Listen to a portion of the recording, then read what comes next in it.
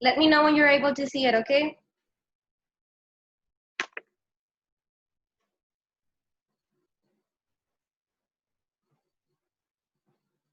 Can you Yeah. now? Okay. Okay, so today's class, continuing with the writing lessons, is gonna be a paragraph, the structure and construction of a paragraph, plus the writing an email. So we're gonna strive, remember that these lessons are going to be more of writing than grammar and that, so it's a lot of reading. I'm trying to put the full screen, so let's wait for it.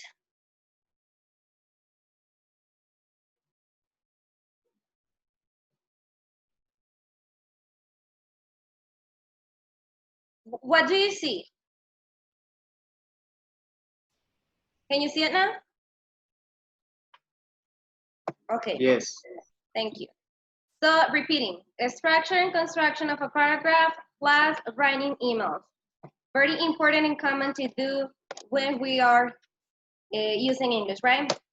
Okay, so let's start with the first slide. Wait, it seems to be kind of slow, the internet, so be patient, please. Okay, here we have, can someone help me to read it, guys, please? What is a paragraph? Kenya, can you help me to read it? Yes. A paragraph develops one main idea through a series of related sentences. This main idea is usually introduced in the first sentences of the Mama, cállate. Calling the topic sentences, the idea is then development forcing throughout the sentences that follow. A paragraph Okay, is usually around two, okay, 100, no? 250. 250 words and consists of 5 or 6 sentences, although this can Uh-huh. vary depending on the purpose of the paragraph and the length of the piece you are writing. Paragraphs play an important role in writing because they provide Mm-hmm. a framework for Organizing. organizing your ideas in a logical order. Using a clear structure for your paragraph helps guide the Okay. read through your writing work. Your written work. Okay, so what is this? I'm Uh, pretty sure that you already know what a paragraph is. We're just gonna see how to identify them in English and how to work with them in English, right? So it says that a paragraph usually has around 250 words. We're not talking about like full readings. We're just talking about paragraphs. So we're gonna see how to structure a paragraph. I mean, it could be a very short paragraph or it could be a long paragraph. It doesn't matter. So we're gonna see how can we structure it in order for it to be correct, okay? Don't worry, Kenya. Okay, so here we're gonna start. Sorry. Okay, see, I'm gonna read what it says in here. It says the most important sentence in your paragraph is the topic sentence, which clearly states the subject of the whole paragraph. The topic sentence is usually the first sentence of the paragraph because it gives an overview of the sentence to follow. The supporting sentence after the topic sentence have to develop the main idea. These sentences give specific details related to the topic sentence.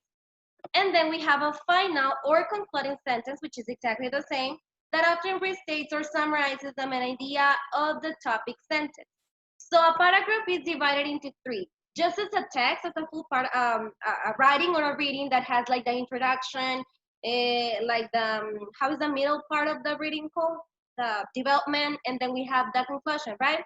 So a paragraph is divided kind of the same. We have like the topic sentence, which is just as a sentence. Remember that a sentence has a subject, has an object, well, has a subject and a predicate, right? And so that is a sentence. That's what you have to look for in your paragraph if you are looking for these specific sentences, right? So we have the topic sentence, we have the supporting sentence, which is like the one that like helps the topic sentence or continues with the same, like explanation. And then we have the final or concluding sentence, which is the one that like closes up all of the paragraph about, right? So we're gonna see more about the three different sentences I told you about. So it says in here, paragraph structure. A useful way of understanding paragraph structure is to think of it as a block that is divided into three sections: beginning, middle, and the end. So the beginning is the topic sentence, the middle is the supporting sentence, it could be more than one, and then we have the end, which is the concluding sentence or the final sentence. So a basic paragraph follows this structure. Can someone help me to read how can I identify the topic sentence, please? Do I have volunteers?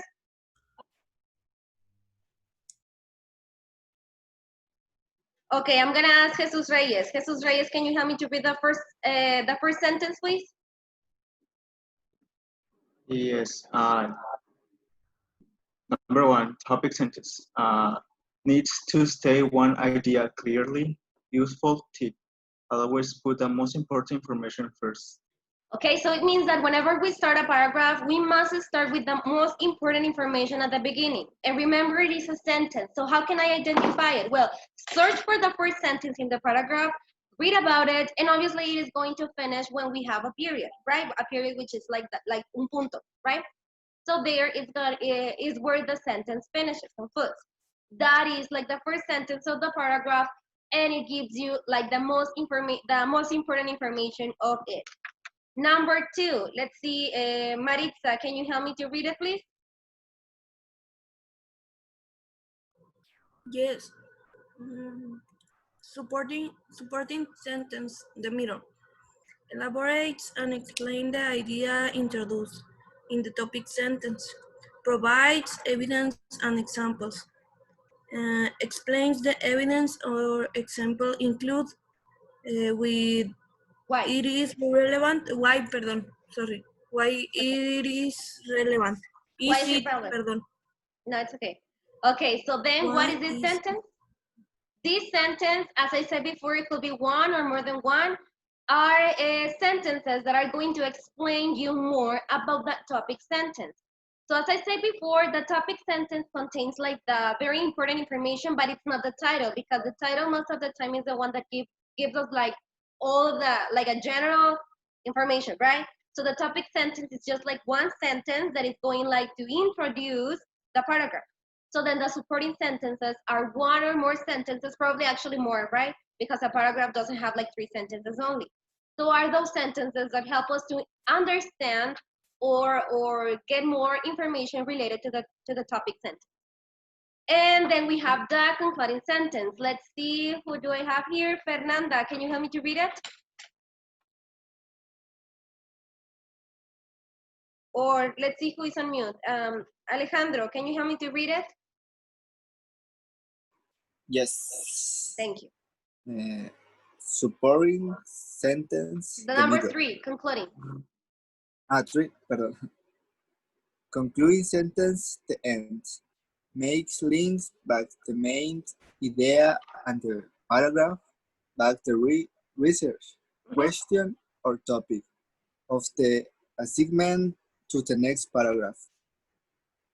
Okay, so let's say that is like it is going to be at the very end of the paragraph, probably could be the last or before the last sentence, and it's going like to make like a link with the topic sentence. Basically, it gives me the same information but in other words, just like talking maybe about past. Probably the topic sentence is going to be in present, or well, not necessarily, but just to give you an example, let's say that I'm saying, oh, I'm going to or I have vacations next week, for example. So then at the end, it's going to say, oh, and I'm excited because, as I said before, I'm going to have the vacation next week, for example. This is just like like an example of what I said before. Okay, so when to start a new paragraph? Because obviously a writing is going to have more than one paragraph. But guys, keep in mind this. Every paragraph is going to have these 3 steps, like topic, supporting, and concluding sentences. So when am I going to start a new paragraph? Here I have 4 different points that will help you to know about it. So it says start new main points or new ideas in a new paragraph. If you have an extended idea across multiple paragraphs, each new point within that idea should have its own paragraph. So it means that if you're, instead of having like a very, very, very long paragraph, you can divide it like in 3 or 4. So you can have like 3 or 4 short paragraphs instead of having just like one very long. It's more clear and more understandable for the reading, including you. Use a new paragraph to introduce a contrasting or different position. Use a clear topic sentence to identify the main idea. So let's say that I'm talking about a topic and then I want to continue with a different topic. So what it is better for me to do is to separate them, like to start with another paragraph instead of just like putting the same in the same paragraph. If I have different opinions, different ideas, or different topics, it is better for me to separate them, as in the example I said before. So point 3, if the paragraph becomes too long or the material is overly complex, you will need to create a break to make your writing more readable. Try splitting long paragraph into 2 shorter paragraphs. This means you will need to write a new topic sentence on the start of the new paragraph. It's just exactly as the same in the first point, that instead of having just a very long paragraph, even though it is talking about the same topic, you can separate them by a different paragraph. Instead of having one long, you can break it, right? And it says at the end, introductions and conclusions are usually written as separate paragraphs. So now, instead of going to paragraph, let's go to the full text. So obviously that I will have to have the introduction in one paragraph, and then the development in another one, and then the conclusion in another paragraph, right? But the examples or the points I read before are more for the development, because I know that the introduction goes in one paragraph and then the conclusion goes in another. So the development is the one that could be like a very long. So there is where I can separate them by different paragraphs. Am I being clear till here? Yes. Okay, thank you. So I'm gonna continue then. So we're gonna do a very small and short exercise just to see if you can identify the topic, the sentences we just saw, okay? So it says, identify the topic supporting and concluding sentences in the following paragraph. So who wants to participate in this exercise? I mean, I have a paragraph in here. I don't actually need to read it all. Well, maybe yes, but just by reading it like real quick, I can identify the topic and concluding sentences. Obviously, the supporting sentences are the ones that are going to be like in the middle. So let's first identify the topic sentence. If you already identified the topic sentence, you can write it or you can say it out loud.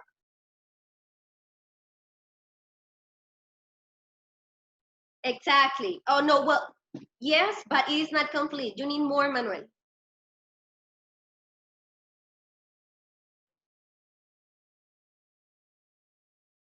Exactly. So we have to start from the beginning, because remember, a sentence finishes where the period is. So the topic sentence is, my first day of college was a disaster. That is the topic sentence. Okay, supporting sentences, we can have many different sentences in the middle that are going to support, as the name says, my topic sentences. So every sentence that is related to my topic sentence is going to be a supporting sentence. For example, I went to the grown classroom for math. I was sitting in the class surrounded by people taking notes and paying attention to how to do equations, etc., etc. Those are supporting sentences. And then what is that concluding sentence? Where is it? Who can identify it?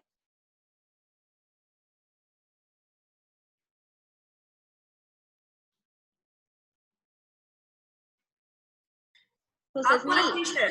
La primera, The concluding. Okay.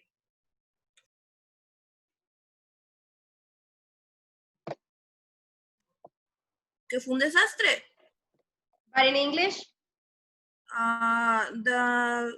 Que fue un desastre su primera, ¿no es cierto?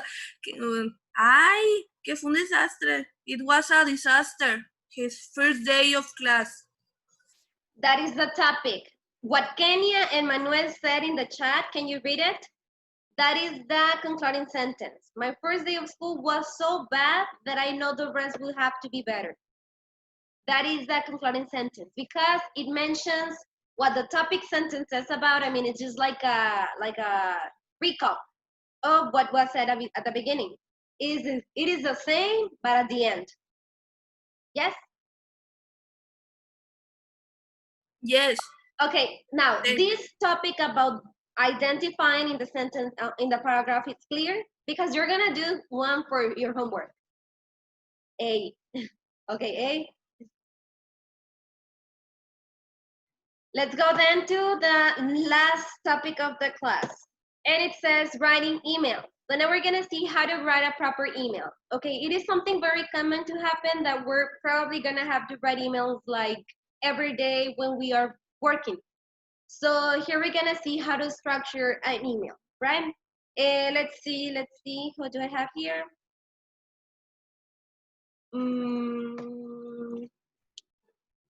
Jimena, can you help me to read writing emails first, etc., please? ¿Cuál, profe? No escucho bien. Can you help me to read here, please, the first part of writing emails? First, introduce the email structure, the format of an email, where casual or formal will take on the same basic structure. Emphasize this format to your students to help ease them into reading. First, Okay. have them. No, continue. First, have them take notes. Se puso aquí negro. No lo puedo quitar. Voy. First, have them take notes on the steps of composing an email. It will look like this. Waiting, how are you? Paragraph 1, I'm waiting because, call you, thanks, I'm closing. Okay, so it says in here that thank you, whenever we're writing an email, we have to divide it into these 4 or 5, including the greeting, different paragraphs, right? Well, the greeting is just like a sentence. So we have to obviously start with a greeting, which is like asking or, okay, which is asking or well, basically that, greeting the person about them. Then we have the paragraph 1, which is like giving the reason why you're writing for. Paragraph 2, it's just asking for whatever you are writing to. Paragraph 3 is just like a close way to be thankful for whatever you're asking for. And then the last one, the very last one, is just like closing, which is like basically say goodbye, right? So first we're gonna see like in different contexts. The professional, which is like the formal way, and the social, which is like very simple, right? Between friends, or it could be also between co-workers, but when it is something like less formal, something very simple you're asking, and this person, it's like a confidence. I mean, it's not like nothing formal. So it says in here in the different steps I told you about. So it says in here that first we have to start like with the reading. So as you can see, I'm gonna contrast them so you can see the difference among them, between them, sorry. So it says in here, hi, Mr. Reed, how are you? So it's like that greeting, that is the reading. And in the social context, as I said, it could be a relative, it could be a friend, it could be someone you work with, but that you have a good relationship with. So, hello, how are you? So in here, I'm including the name of the person I'm writing this email to. And in here, it's just like, hey, how are you? It could be also, instead of hello, it could be hi, it could be hey. I mean, it could be nothing formal, right? So actually, as you can see here, it's also hi, but the difference is that here, I'm saying who I'm writing to. So let's go then with the paragraph 1. I'm writing because, so you are explaining. I hope all is well and that you had a pleasant weekend. So as you can read it, it's like very formal. You wouldn't write this to a friend. So it's like, on this social context we have, I was wondering if after all these years, you like to go over everything. Actually, it's kind of formal too, but probably it's a friend that you haven't seen for a while. So it's good that you are like, it's like in the middle, not too much, not that less, right? So paragraph 2, could you? So that's where you are explaining what do you want. So could you send them to me? Will I call you? You never seem to be home. For example, no, sorry. Can I tell you I'm sorry for everything I've done? So instead of writing, like in the professional way, we're going to use could instead of can, because could is like the formal way of asking for something. I don't know if you still remember about the usage of could. And on the social context, I'm using can instead of could. So could formal, can informal. Could formal, can informal, right? Yes? Okay, so then thanks. When I call you, you never seem to be home. Okay, so this is like a very awkward and rare email, right? So then this is like the way of saying goodbye, like the farewell, so which is like best means good. I mean, even though it seems just like to be one word, it is a good way to say, to finish, to conclude an email. And in here, it's just like hugs. It could be other words. You're not gonna say hugs to your boss, right? But you can use best instead of hugs. Now, always remember these 4 paragraphs and that greeting. That greeting is at the beginning, then we have the reason you're writing to, what you're asking for, and like the concluding paragraph and closing, saying bye. Now, let's continue with the professional or business email.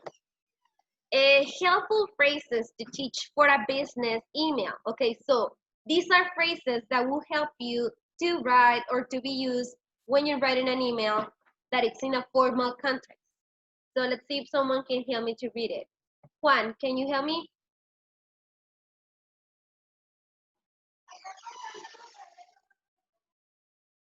No? ¿Cómo? No escuché. Can you help me to read the phrases for business email, like the first row? This one? Sí. If you could, blank, that would be great. Todas. Yes, this one. I hope you're well. Hope your weekend was good. Could you, would you? Thanks so much. If you could, that would be great. And writing because I was wondering if. Okay, thank you. So these are formal expressions too. For example, in the first one, I hope you're well, hope your weekend was good. It's like the sentence you're gonna put at the beginning of your email. Like, oh, I hope you, instead of just going straight to the point, you can like soften your email starting with a sentence because it's polite, right? It is something polite to start with. Could you or will you? If you're asking for something, use could you or will you, not can.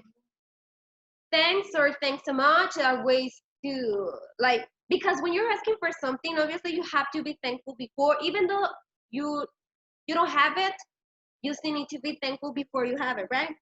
So you have like to say thanks in advance. So thanks or thanks so much are useful words. If you could, that would be great. I mean, if you're, for example, let's say that I'm asking someone important, like a coworker or a coordinator or whatever. So I'm gonna say, I was wondering, for example, I was wondering if you could send me the results of the last event. That would be great to hear from them, for example. I mean, you need to keep it formal always, right? Then business greetings, ways to start your email. It says hi, insert name, which means that you have to start with you have to put the name in here of the person. Hi, how are you? I mean, when it is like less formal, you don't really need to write the name, but in here, in the business way, yes. Hi, how are you? Hello, the name, dear. This is like very, very formal.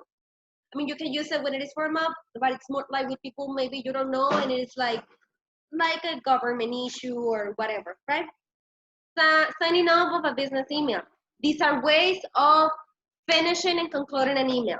Best wishes, sincerely, very common.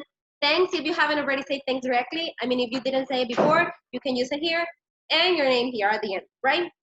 So these are ways of finishing or concluding your email. I mean, I have them like beginning, like the beginning, middle, and in the finish, right? In the end. So these are just examples that can be very useful for you when you're writing an email, because you're gonna do it for homework too. Let me know if I'm going too fast or if there's something that you're not getting clear, okay? And now let's go to a less formal, actually more casual and relaxed way. So it says some commonly used greetings in personal. Hi, hello, what's up, what's going on? Long time no see. How are you? How have you been? What's going on? Etc. Etc. Etc. So these are ways to start your email in a very casual way. To a friend, to a cousin, to your mother, to your sister, to whoever that is, like nothing formal. On the personal sign off, ways to say bye. Hugs also, like which means like hugs and kisses. But this is like for more romantic way, like not. It could be for friends, but it depends, right? Your name here, yes, you can just do a dash on your name. For example, instead of putting like your complete name, you can just put like a nickname or your name, like the short form of it or whatever. Cheers and take care. These are ways, again, to finish or conclude your email in a very casual way. And then it says, if writing to a friend or acquaintance, you can just use their name or still a nickname or a last name, if that's how you roll. But it's a little more subtle when talking to coworkers or in other professional contexts. Usually when it is when in an already established office setting, this will work. These are ways, for example, person's first name, like Mr., Miss, Mrs., and Doctor. Mr. for boys, Miss for people that you don't know if they're married or they're single. I mean, if they're married or single, but you're not sure about it, use this, Miss. Mrs. when they are married. This one, let's say that this one works for this one, but when you don't know about the status. But if you already, but if you do know if the person is single, use this one. If you do know the person is married, use this one. Okay? And doctor, well, it's like for if the person has like that high level of study. And the last name, instead of using the name, use the last name. For example, instead of saying Manuel Arbizu, I'm gonna say Mr. Arbizu, like, because it's formal, right? Or if it is like more formal, you can use like the full name, but never only the name. I mean, you cannot say Mr. Manuel. It would be like inappropriate. It would better to be Mr. Arbizu or Mr. Manuel Arbizu, right? Okay. I'm running out of time, guys. I'm about to finish. Is there any question? Yes, Kenya? What? Oh, no. Okay. So I'm going to go and share the screen with the activity. I'm going to show you what you're going to do.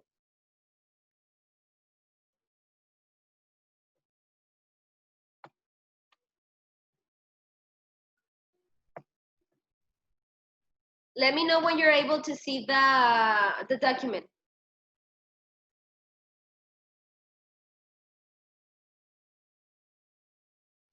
Can you? Yes.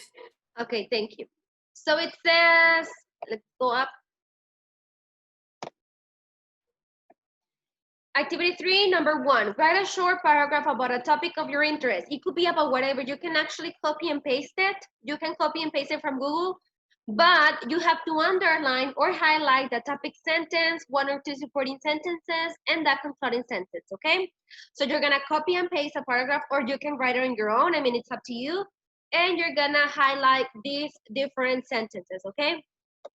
And then it says, that is your first task. And your second and last task of the day, it says, write a short email to a friend and a short email in a formal context, which means that you're gonna write a short email here. Well, actually 2. One for the friend, which is in the casual way, and one in a more formal way. Is it clear what you're gonna do? Yes, teacher. Okay, thank you guys. Can someone take us a picture and send it to the group so I can see who's in here, please?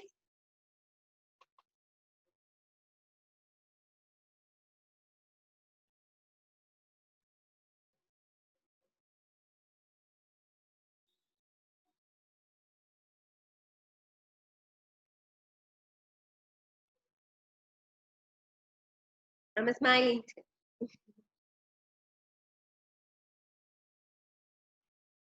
Oh, I wasn't smiling. Okay. Thank you guys. See you next Friday. Have a nice day. Thank you, teacher. See Bye, you. teacher. Thank you, teacher. Bye. Bye. Adiós.